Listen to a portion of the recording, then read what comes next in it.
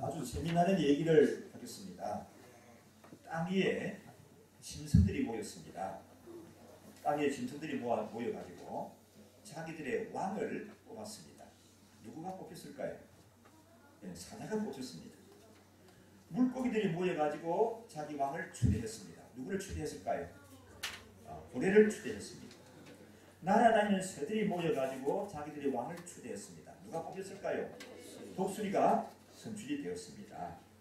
그런데 이번에는 다시 땅에 있는 짐승들, 날아다니는 짐승들, 물속에서 헤엄을 치는 짐승들이 다시 한국에 다 모여가지고 육해공, 모든 동물들이 다 모였습니다. 이 육해공, 이거를 통솔할 왕이 누가 될 것인가 추대하자. 그래가지고 의논이 일어났습니다. 여러분 누가 해야 될까요? 누가 하면 좋을까요? 그 자격 요금이 예감 까다롭지가 않습니다. 날아다니는 짐승들은 당연히 누가 되어야 된다고? 독수리가 되어야 된다고 얘기합니다. 땅에 걸어다니는 짐승들은 누가 되어야 된다고 할까요? 사자가 돼야지. 헤엄을 치는 동물들은 누가 되어야 된다고 주장할까요? 고래가 되어야 된다고 주장을 하고 있습니다. 그래서 갑론을박하다가 결론이 안 났는데 이렇게 합의점을 찾았습니다. 그 기준이 예감 까다롭지가 않습니다. 이 기준에 맞는 사람이 아니라 동물을 왕으로 추대한다. 그렇게 합의를 했거든요. 그래서 합의서에 도장을 크게 딱 찍었습니다. 그 조건이 어떤 거 하면은 걸어다니기도 하면서 하늘에 날아다닐 수도 있고 동시에 헤엄을 칠 줄 알면서 가장 힘이 센 동물. 자 보십시오. 하늘을 날 수도 있습니다. 날아갈 수도 있습니다. 땅 위에 걸어다닐 수도 있습니다. 그러면서 물속에 들어가서는 헤엄을 칠 수도 있습니다. 그러면서도 가장 힘이 센 동물은 누굴까요? 누굴까요? 여러분요? 어떤 동물이죠? 우리 아이들이 똑똑해가지고 답을 맞추는데 오리예요. 오리. 그 조건을 다 충족할 수 있는 동물은 오리였습니다. 날아다니기도 하고 걸어다니기도 하고 헤엄을 칠 줄 아는 동물 중에서 가장 힘이 센 것은 오리였다는 것입니다. 여러분 어떻습니까? 이 얘기 들으니까 우습습니까? 어때요? 참 우습죠. 참 우습습니다. 무슨 얘기인가 하게 되면 이 세상에는 동물뿐만 아니라 사람의 세계에도 완벽하게 모든 것을 다 갖춘 사람은 있다 없다? 그래서 가장 센 걸 찾으니까 그 중에서 오리들라는 얘기예요. 오리를 왕으로 뽑을 수는 없죠. 그런데 오리가 뽑혔다는 얘기예요. 이것을 두루두루 갖추고는 오리들라는 얘기입니다. 그래서 이 세상에서 모든 것을 갖춘 사람은 없습니다. 혹시라도 결혼이 늦어지는 분 가운데서 난 아직도 완벽한 남자가 내 눈에 들어오지 않았어. 완벽한 자매를 나는 만나지 못했어. 그렇게 생각되시는 분이 있으면 오늘 이야기가 많이 교훈이 되었으면 좋겠습니다. 자, 결혼하신 분들을 위해서 이 예안을 드신 것이 아니고 오늘 직분자를 선출을 하는데 완벽한 사람. 그러니까 짐승들이 모여서 육해공 짐승들이 모여서 얘기했던 것 같이 날아다닐 수도 있고 걸어다닐 수도 있고 물속을 헤엄칠 수도 있고 그리고 가장 기운이 세서 이름으로부터 우리를 지켜줄 수 있는 그런 분을 직분자로 뽑는다고 하게 되면 누가 선출이 될까요? 제가요? 그래 뭐 저는 될지 모르겠습니다.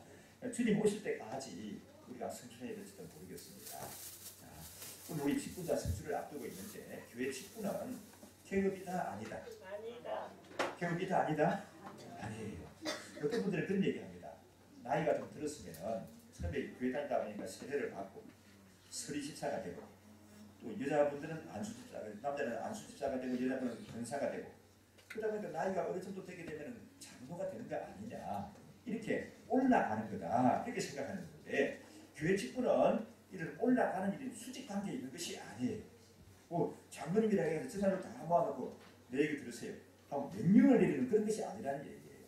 그럼 어떤 것인가 하면은 수평적인 동등한 관계 속에서 함께 하나님의 뜻을 찾고 또 힘을 같이하는 가운데 하나님의 역사를 이루어가는 것입니다. 그리고 교회 직분은 명예나 어떤 지위가 주어지는 것도 아니에요. 명예를 얻는 것도 아니고 지위가 주는 것도 아닙니다. 그래서 어떤 것이냐 하면은 교회 직분이라고 하는 것은 부르심을 받은 사람들 부르심을 받은 사람들. 누가 불렀어요 그러면? 누가 부르심을 받은 사람들이라고 했죠. 부르신 분은 누구예요? 하나님이죠. 하나님의 부르심을 받은 사람들이 봉사하는, 수종하고 나아가서 봉사하는 그런 봉사직이라고 볼 수가 있습니다. 그러니까 직분자에게는 어떤 권한이나 힘보다는 책임이 많이 주어지는 거예요. 그래서 중요한 것이 뭐냐 하면은 하나님의 부르심이 있는가 하는 것이 중요한 겁니다. 하나님의 부르심이 있는가. 그 다음에 뭐냐 하면은 거기에 순종하는 자세를 가져야 한다는 거예요. 하나님이 직분자를 부르시게 되면은 그 직분자를 부르심에 대한 뭐가 있어야 된다고요? 순종이 있어야 되는 거예요. 그것이 우리가 가져야 할 그런 태도인 줄 믿습니다. 그래서 직분자 선출을 공동회에서 하는 이유가 어디에 있는가 하게 되면 공동회가 모여가지고 하나님의 부르심을 받은 자가 누군가, 하나님의 뜻이 어디 있는가를 확인하기 위함입니다. 자, 뭐 재직회나 당회에서 임명할 수도 있고 후보를 선정할 수도 있습니다. 그래서 이 최종적인 공동회 절차를 거치는 이유는 이 공동회를 통해서 하나님의 뜻이 어디 있는가 하는 것을 찾는 데 의의가 있다는 것입니다. 그래서 공동회의가 이렇습니다. 우리가 예원교회 공동체가 함께 모였습니다. 우리에게 하나님의 뜻을 나타내시옵소서. 하나님의 뜻을 보여주시옵소서. 그것이 공동회에서 투표를 하는 의의라고 볼 수가 있습니다. 우리 가장 이상적인 교회를 찾을 때 어디서 찾습니까? 성경에서 찾죠. 성경에 나오는 교회 모습들을 보면 이 예루살렘 교회가 마띠아를 뽑을 때, 가룟유다를 대신하는 마띠아를 뽑을 때 공동체가 함께 모였습니다. 기도하는 중에 선출을 했다. 그래서 마띠아가 선출이 됐다고 얘기하고 있습니다. 또 초대교회 보게 되면은 일곱 집사님을 세우는 것이 첫 번째 집사님을 세우는 모습이 나오는데 사도행전 6장에 보게 되면은 일곱 집사님을 세울 때도 공동체가 함께 모여서 선출을 했습니다. 그래서 우리 공동체를 통해서 하나님의 뜻을 찾는 거거든요. 그래서 직분자로 피택이 되게 되면은 여러분 폼 잡고 우쭐댈 것이 없습니다. 왜 그런가 하면은 하나님께서 나를 불러주셨다는데 초점이 있는 거예요. 하나님께서 나를 불러주셨으니까 내가 자격이 있어서가 아니라 하나님이 나를 불러주셔서 내가 끝까지 충성하겠습니다. 이런 겸손한 자세를 가지고 순종하는 사람이 되어야 하는 것입니다. 그래서 직분자라고 해서 나는 내가 뽑힘을 받았어. 그래가지고 뭔가 자기 생각을 주장하려고 하고 자기 생각을 끝까지 간직시키려고 하게 되면 그런 교회가 상당히 어지러울 수가 있어요. 그러니까 하나님이 원하시는 모습이 아니라고 생각이 됩니다. 그래서 하나님이 나를 뽑아주셨구나. 부족한 사람을 뽑아주셨으니까 내가 하나님 나라 갈 때까지 내가 순종하고 충성하겠다. 그게 직분자로 피택된 사람의 아름다운 자세요 태도인 줄 믿습니다. 그럼 혹 피택을 받지 못하면 어떻게 합니까? 어찌해야 될까요? 창피하다, 사람들이 나를 안 뽑아줬구나 그렇게 생각하시면 안 되고, 피택을 받지 못했다고 하게 되면은 그래도 변함없이 아직 하나님의 때가 아닌가 보구나. 그러면서 변함없이 주님을 사랑하는 그런 모습을 가지고 나가게 되면은 우리 하나님이 그 사람을 인정해 주시죠. 우리는 성도도 어떻습니까? 성도도 그 사람의 인격과 신앙을 인정을 합니다. 그래서 칭찬하게 되죠. 참 괜찮은 분이다. 저분 보니까 참 괜찮은 분이다. 참 우리가 본받을 만한 사람이다. 그러면서 하나님께 인정을 받고 사람들에게도 인정을 받게 되는 줄이 있습니다. 오늘 우리 함께 교독한 말씀에 보면 바람직한 교회 직분자 상에 대해서 얘기를 하고 있습니다. 몇 가지 정리해서 말씀드리면 첫째로는요, 단정해야 된다고 얘기합니다. 어찌 된다고 여러분요? 단정해야 된다. 그렇습니다. 디모데전서 3장에 보면은 이 단정함이라는 표현이 여러 차례 나와요. 최근에 개정된 성경에는 이게 정중하고 이런 불안으로 나왔는데 얼마 전까지 쓰는 우리 여러분들이 가지고 있는 그 성경을 여러분들이 대다수가 가지고 있는 성경에 보게 되면은 사진에도 보면은 감독들의 자녀들도 어떻게 한다고요? 단정하고 8절에 보니까 이와 같이 집사들도 어떻게 한다고요? 단정하고 11절에 보니까 여자들도 이와 같이 단정하고라는 말이 많이 나옵니다. 단정이라고 하는 것은 어떤 것인가 하면은 단정하고 우리 아동부 친구들 참 그 사람은 태도가 단정해요. 그런 말 들어보셨어요? 들어보셨어요? 여러분이 좀 단정 안 해서 그런 거 같아요. 단정하면 그런 말을 많이 듣게 될 거예요. 자, 단정하고 이 말은 겉으로 드러나는 말인데 그 말의 속의 표현이 뭐냐면 속에 있는 게 뭐냐면 속마음은 신중한 거예요. 신중한 사람이 겉으로 단정하게 나타나는 겁니다. 그래서 그 삶에 옷을 딱 이게 야무지게 넥타이를 잘 매고 빈틈없이 양복을 잘 갖추고 입었다고 하는 이것도 단정이라고 하지만은 성경에서 단정하고 하는 것은 옷차림이 단정한 그런 것을 말하는 것뿐만 아니라 그 삶에 분명한 구심점이 있습니다. 그 삶에 분명히 구심점이 있어요. 중심에 누가 계세요? 예수님이 계십니다. 중심에. 그래서 흔들리지 않는 거예요. 그래서 분명히 그 중심에 예수님이 계셔서 흔들리지 않는 그런 삶을 살아가는 사람을 가리켜서 단정하다. 또 단정해야 된다. 그렇게 말씀하고 있는 것입니다. 이 단정하지 않게 되게 되면은 문제가 일어날 수가 있습니다. 그래서 그런 말이 있죠. 그 동네가 아주 단정한 동네에는 범죄율이 낮대요. 범죄율이 이해가 되십니까, 여러분요? 아주 질서가 갖춰져 있고 단정한 동네에는요, 청소가 잘 돼 있고 하는 그런 동네는 범죄가 잘 안 일어나요. 막 동네가 질서가 없고 뒤죽박죽이에요. 그때는 도둑도 많고 뭐 이런 안 좋은 일들이 막 일어나는 거예요. 나는 이거는 훔치가는 사람도 일어나고 이렇게 속이는 사람도 있는 거예요. 그런데 동네가 아주 단정하게 되면 이제 범죄들이 낮다 이렇게 말합니다. 그래서 이게 단정하게 되면은 우리가 영적으로도 사탄의 공격을 안 받습니다. 사탄이라는 놈이 다니다가 단정하지 못한 사람을 노리는 거예요. 단정한 사람은 사탄이 왔다가도 내 상태가 안 되겠는데 하고 슬그머니 달아나요. 근데 단정하지 않는 사람은 이 사탄이 와가지고 자꾸 집적거리는 겁니다. 건드려뜨리는 거예요. 그래서 그런 말이 있습니다. 마귀도 자신을 먼저 망가뜨린 사람에게 더 가까이 온다. 이 자신이 망가진 사람에게, 단정하지 못한 사람에게 마귀가 더 잘 달려든다는 말입니다. 그래서 단정하게 되면은 틈이 보이지 않습니다. 마귀를 대적하라. 그러면 너희를 피하리라. 그렇게 말했죠. 단정하게 살아가게 되면은 마귀도 우리를 공격하지 못하고 달아난다. 그랬습니다. 이게 단정해야 돼요. 두 번째로 생각할 수 있는 것은, 자, 보니까 8절도 한번 보실까요? 단정하고 다음에 뭐라고 하시나요? 일구이연하지 아니하고. 일구이연하지 않는다는 말은 무슨 말이죠? 그러자 그들의 뜻은 한 입으로 두 말을 하지 않고, 이 말은 말에 덕을 세워야 된다고 하는 그런 말입니다. 여러분, 직분자의 역할이 뭡니까? 누구를 많이 만나죠? 직분자는 누구를 많이 만나요? 사람들을 많이 만납니다. 성도들을 많이 만납니다. 성도들을 돌보고 섬기는 일을 합니다. 사람들을 많이 만나게 되고 자주 만나다 보게 되면 뭘 많이 하게 되죠? 말을 많이 하게 되고, 또 사람이 참 이상해요. 말을 많이 하게 되면은 또 뭐가 하게 됩니까? 실수를 하게 돼요. 여러분, 남들이 그렇게 하는 걸 보고 얘기하시는 겁니까? 여러분이 겪으신 것을 얘기하시는 겁니까? 말을 많이 하게 되면은 실수를 많이 하게 됩니다. 맞습니까, 여러분요? 여러분도 그러시던가요? 그래요. 말을 많이 하게 되면은 실수가 많이 됩니다. 그래서 이게 말에 덕을 세워야 된다는 말인데, 일구이연하지 말라는 말은 이 사람에게 이 말을 했는데 말을 많이 하다 보면 저 사람에게는 또 저 말을 할 수가 있어요.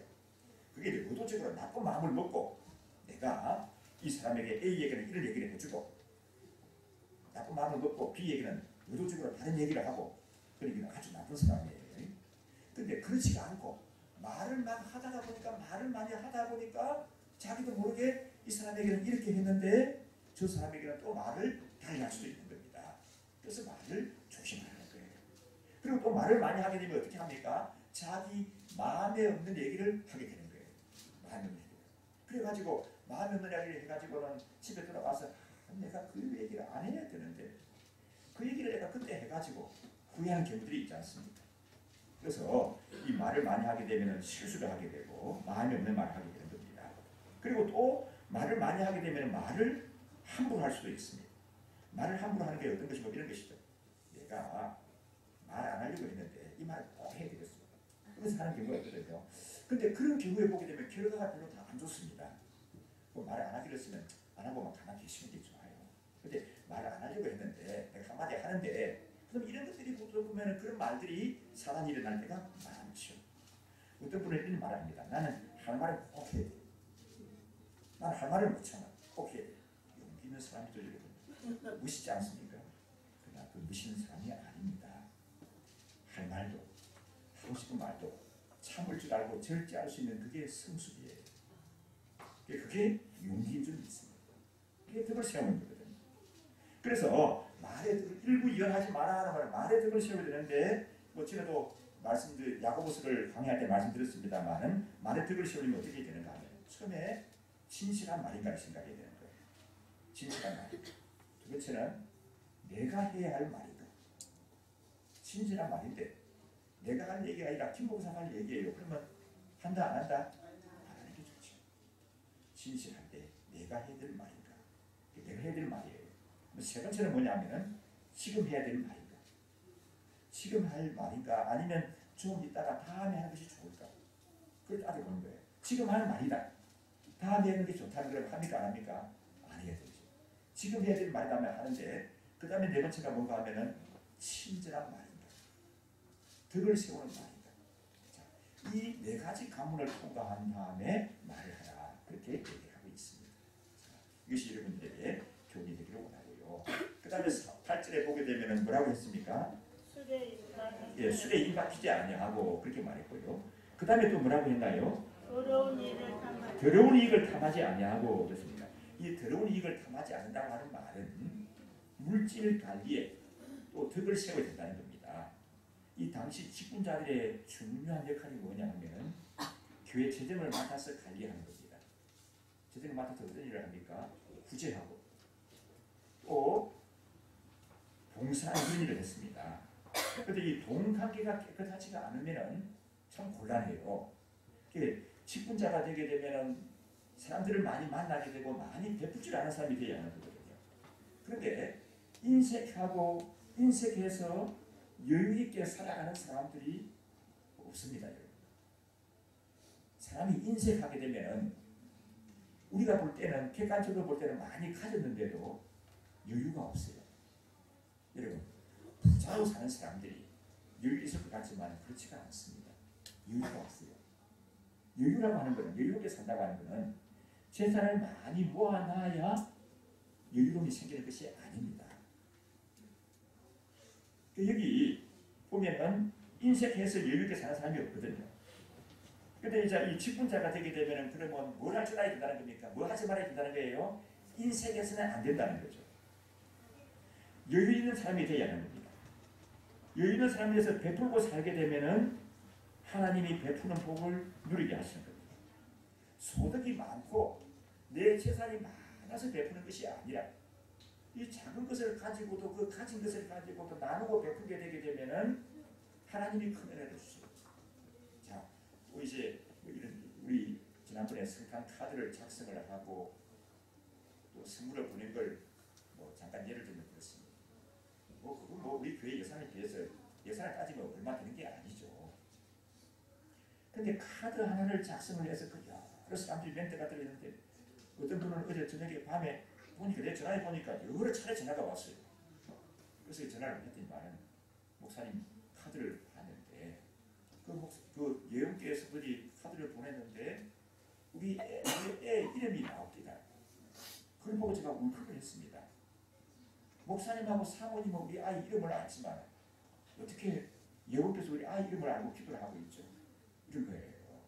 자, 조그만 카드 하나지만 여러분 크기에 이렇게 정성을 들여서 나누고 긴 하트로 보내는 이게 받는 사람에게 그와 같이 큰 감동이 되는 거예요. 이게 이 나눈다고 하는 것은 꼭 물질이 있어야만 나누는 게 아니에요. 이런 마음을 가지고 나누게 되면 나눔이 풍성한 주는 복을 누리게 되는 겁니다. 자꾸 조그마한 것을 가지고 자꾸 나누게 되면 나중에는 많은 것을 나눌 수 있게 되고요. 또 이게 뭐 카드를 나누고 김을 나누게 되면 나중에 물질도 줄 수 있는 그런 복도 하나님이 우리 개인에게도 주시고 교회도 채워주신 줄 믿습니다. 그래서 자문에 보면 귀한 말씀이 있거든요. 아주 과도하게 아껴도 가난하게 되는 일이 있고 막 다른 사람을 도와줘도 부자가 되는 경우가 있다. 그렇게 말씀합니다. 그 말씀이 저는 참 좋아요. 너무 아끼고 살아도 가난하게 되는 사람들이 있고요. 이렇게 베풀어 주면서도 부유하게 살아가는 사람들이 있다. 그렇게 말합니다. 소득이 많아서 재산이 많아서 나눠주는 것이 아닙니다. 저는 우리 성도들을 위해서 기도할 때 그렇게 기도합니다. 하나님 아버지, 아무개가 주는 복을 누리게 하여 주옵소서. 주는 복을 누리는 삶이 되게 하여 주옵소서. 예, 우리 직분자들뿐만 아니라 우리 예언교회 모든 성도들은 우리 아동부 친구들도 받는 것을 좋아하는 것이 아니라 주는 복을 누리는 그런 친구들이 되고 유치부 아이들도 참석했습니까? 우리 유치부 친구들도 주는 복을 누리는 그런 귀한 친구들이 되시기를 주의 이름으로 축원합니다. 빌립보서 4장 19절에 이렇게 말씀했습니다. 나의 하나님이 그리스도 예수 안에서 그 영광 가운데 그 풍성한 대로 너희 모든 쓸 것을 채우시리. 나의 하나님이 그 영광 가운데 풍성한 대로 너희 모든 쓸 것을 채우시리라. 그렇게 이런 물질관을 가지고 살아가는 성도들 되시할 줄 믿습니다. 그 다음에 5번째 보면은 자 9절의 말씀 한번 읽어보실까요? 깨끗한 양심에 믿음의 비밀을 가진 자라야 할지니. 예, 어떤 사람요? 깨끗한 양심. 깨끗한 양심과 믿음의 비밀을 가진 사람입니다. 이 깨끗한 양심이라고 하는 것은 양심이 깨끗해야지. 그 말 맞아요. 그러면 제가 하나도 없는 사람, 제가 전혀 없는 그런 의인을 얘기하는 것이 아니고 이 깨끗한 양심이라고 하는 것은 회개할 줄 아는 사람입니다. 여러분, 전에도 말씀드렸는데 이 말씀 기억하십니까? 사람이 지옥에 가는 거는 죄를 지어서 지옥에 갑니까? 회개하지 않아서 지옥에 갑니까? 회개하지 않아서. 회개하지 않아서 지옥에 가는 거예요. 왜? 다 지옥이거든요. 그런데 회개하는 사람은 용서받습니다. 천국 갑니다. 이 깨끗한 양심을 가진 사람이다. 회개할 줄 아는 사람이에요. 내가 실수로 어쩌다가 죄를 지었습니다. 거기에 대해서 뉘우칠 줄 알고 회개할 줄 아는 사람이 되어야 하는 것이죠. 그리고 자기 잘못을 인정할 줄 아는 사람이 되어야 하는 겁니다. 그 다음에 그게 믿음의 비밀을 가진 사람이다 했는데 이거는 좀 사람이 영적인 사람이 되어야 하는 거예요. 여러분, 영적인 사람, 육적인 사람 그 구분하십니까? 여러분 보시기에 주위에 가장 영적인 사람은 누굽니까? 여러분? 목사님이에요? 고맙습니다. 우리 각주자 어머님은 믿음이 좋으신 분인데 목사를 알아봤습니다. 자, 여러분 가장 육적인 사람은 누구예요? 여러분요? 육적인 사람. 자, 영적인 사람이래요. 영적인 사람. 이 믿음의 비밀을 가진 사람은 영적인 사람이래요. 그래, 교회 직분자는 인물 좋고 목소리도 좋고 키도 크고 또 직업도 아주 있고 재산도 많고 따르는 삶이 많고 이게 아니에요. 그런 거는 육적인 조건이에요. 영적인 리더십이 있는 사람, 영적인 가난에 있는 사람이 되어야 되는 거예요. 말 잘하고 인간적인 수완 좋은 게 아니라 영적인 감동이 있는 사람, 영적인 가난에 있는 사람이 되어야 되는 줄 믿습니다. 그래서 세상적으로 계산 잘하고 일 처리 잘하는 것이 아니라 좀 우리 인간적으로 볼 때는 육신적으로 볼 때는 좀 답답함이 있다 할지라도 영적인 사람이 맞아요. 지구라는 게 맞습니다. 그러면 하나님이 그 사람을 통해서 역사를 하시는 거예요. 인간적으로 볼 때 너무 빈틈이 없고 참 똑똑합니다. 영적인 면에서 아니에요. 그러면 아니에요. 인간적으로 훌륭한 분을 뽑는 것이 아니라 영적인 지도자를 뽑는 거예요. 영적인 사람이어야 된다. 영적으로 생각하는 사람이어야 됩니다. 그 다음에 10절에 보니까 뭐라고 했습니까? 한번 읽어보실까요?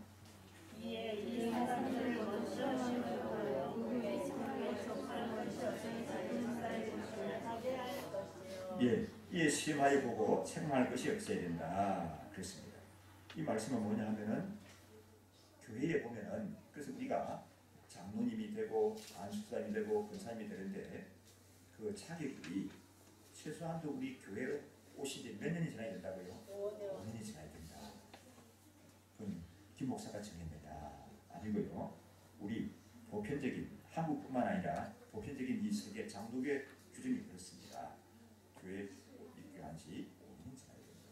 왜냐하면 사람을 몰라요. 처음에 볼 때는 아주 좋았는데 좀 보니까 아닐 수가 있습니다. 그러니까 최소한도 5년은 지나야 된다. 그랬습니다. 그래서 우리 6절의 말씀, 3장 6절의 말씀 한번 읽어보실까요? 함께 읽습니다.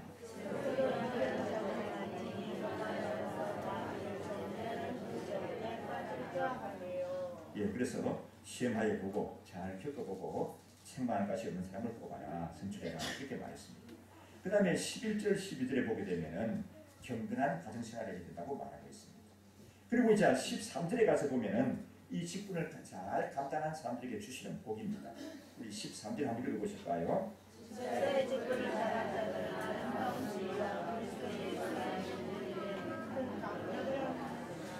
예, 13절이 집사라고만 표현해지고 집사만 해당되는 게 아니라 그 3장 1절부터 쭉 해당되는 거예요. 하나님의 교회에 직분을 잘 감당하는 사람들에게는 어떤 은혜를 주신다고요? 아름다운 지위와 그리스도 안에 있는 믿음의 큰 담력을 얻는다. 아름다운 지위를 얻는다고 했습니다. 변함없이 주님을 사랑하는 사람들, 또 충성된 사람들을 주께서 기억하여 주십니다. 그래서 하늘의 별과 같이 빛나게 하시고 주께서 기억하시죠. 주님이 기억하여 주십니다. 참 아름다운 표현인 것 같습니다. 주님이 기억하여 주십니다. 그렇죠? 자, 우리 옆 사람 마주보고 얘기하십시다. 아무개님 주께서 기억하십니다. 주께서 기억하십니다. 참 아름다운 표현. 주께서 기억하십니다. 그 다음에 믿음의 큰 담력을 얻는다. 그랬습니다. 여러분, 믿는 사람에게는 능치 못할 일이 없죠. 직분자가 되면 이렇습니다. 직분자가 되게 되면은 자격이 아주 완벽하게 갖추진 사람을 직분자로 뽑아서 일 맡기는 것이 아니라 하나님의 부르심이 있는 사람이 누굴까? 그 소명을 찾는 거거든요. 그런 사람이 직분자가 되어지게 되면 또 직분자가 되기 때문에 우리 직분자로 이제 이 공동에서 피택이 되게 되면은 가져야 할 여러 가지 또 가정들이 있습니다. 장로님으로 피택되신 분들은 노예에서 하는 그런 그 어떤 교육 과정을 이수를 해야 되는 거예요. 그래서 노예에서 또 장로 고시를 또 봐야 됩니다. 우리 이제 안수처럼이나 권사님으로 피택되신 분들은 교회에서 정한 그런 우리 장로들이 이수한 것과 같은 그런 것을 노예에 가서 하지는 않지만 우리 교회에서 그 과정들을 이수를 해야 되는 겁니다. 그럼 여러분 이거 굉장히 그 과정들을 통해서 성숙하게 되는 겁니다. 굉장히 성숙하게 되는 거예요. 그러니까 이제 장로님으로 아닐 때보다 안수처럼이나 권사님이 아닐 때보다 장로님으로 피택을 받고 안수처럼이나 권사님으로 피택을 받아서 그 소정의 과정을 지나는 가운데 여러 가지 많은 것들을 교육을 받게 되고 자라나는 것뿐만 아니라 영적으로도 성장하게 되고 또 그 다음에 어떤 걸 주신다고 했습니까? 믿음의 큰 담력을 얻는다. 이렇게 말했습니다. 자격이 되어서 직분을 맡는 게 아니라 하나님의 부르심이 있어서 하나님의 필요가 있어서 내가 순종하게 되니까 하나님이 넉넉히 감당할 수 있는 힘도 주시고 실력도 주시고 물질이 필요하면 물질도 세워주시고 은혜 가운데 붙들어 주시는 줄 믿습니다. 아멘이십니까 여러분? 어떤 분이 이런 분이 있었어요. 우리 남자 성도님들은 직장에서 승진하는 것을 원하지 않습니까? 승진하는데 승진자 후보들 여러 명 있습니다. 그 인사 책임자가 보더만 이런 걸 알게 되다는 거예요. 이분이 장로님이라는 걸 알게 되다는 겁니다. 그러더만은 이분은 아주 큰 교회 다니는 분이 돼가지고 이 장로님 되게 되면 이렇게 우러를 봤는데 당신 장로님이란 말이지. 나는 아직도 나는 장로가 못 됐는데 괜찮은 사람이구나. 그래가지고 인사 고가 점수를 많이 주었다. 그래서 이분이 뭐 승진했다는 얘기를 들은 적이 있습니다. 자, 장로님이 되면요, 장로님의 합당한 은혜를 하나님이 주십니다. 권사님이 되면은 집사님이 되면은 그에 합당한 은혜를 하나님이 주시는 줄 믿습니다. 목사가 되니까 여러분 그렇습니다. 여러분 목사가 안 돼봐서 모르시죠? 목사가 되니까 하나님이 나에게 무슨 능력이 있고 실력이 있어서가 아니라 내가 가진 뭐 스펙이 있어서가 아니라 하나님이 목사라고 부르심을 받고 나아가게 되니까 목회자로서 갖추어야 할 그런 것들을 하나님이 주시는 거예요. 많은 사람들이 보지 못한 것도 보게 하시는 겁니다. 그 중에 대표적인 게 뭔가 하면 요즘 와서 저는 참 감사하게 목사가 되고 제가 나이가 60대가 되니까 그 전에 안 보였던 것이 보여요. 이렇게 여러분을 흠이 보인다는 게 아니고요. 뭐보면 성경이 보여요. 이렇게 그 전에는 성경을 읽으면서 이게 모르고 지나갔거든요. 요즘은 성경을 읽다 보게 되면 이게 그런 말씀이구나. 내가 젊었을 때 설교 40대 때 했던 설교를 내가 다시 해야 되겠다.